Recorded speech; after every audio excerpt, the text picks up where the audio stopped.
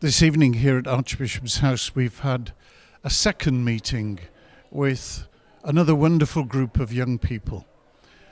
And what has really struck me this evening is the kind of seriousness, the thoughtfulness of this group in the way they express their views and really wanted to know, they wanted to understand the foundations of their faith.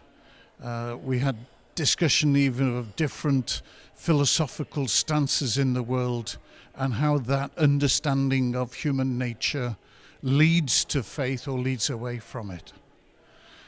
And there was a lovely, lovely phrase used that youngsters here were saying, we cherish the gift of discussion and therefore the gift of being able to explore together, even to explore the mistakes that we make and to find, as it were, in that dynamic, help and assistance on this journey of faith through life.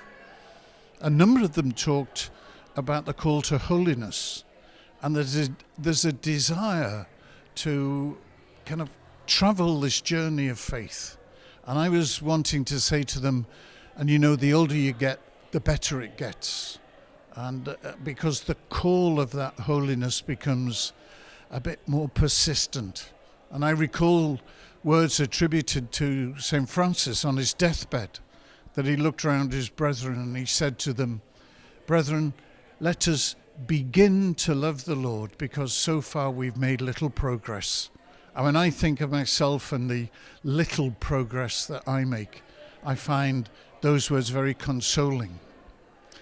And of course, on this journey we need help, and we need the strength of a community and a group. And it was lovely to hear these youngsters talk about the church as their home, but also recognize that sense of home needs to be translated into something very tangible. So there were all sorts of themes about, can we have in our home of the church places where we can go, groups that we can be with, guides who are accessible to us, people who can really help us day by day and to whom we too can make a contribution. So this sense of wanting to come together against some of the isolation and some of the other challenges that they're very realistic about, knowing that to live a life of faith is a bit to swim against the tide. But then the fourth thing that struck me so much was when they were reflecting on what the church means to them. And there was such love for the church. You know, they talked about the sense of community, but they talked about the stability of the church, its consistency of teaching, its rootedness in history and its traditions. They talked about the richness of the liturgy and how they want to explore the depth of prayer.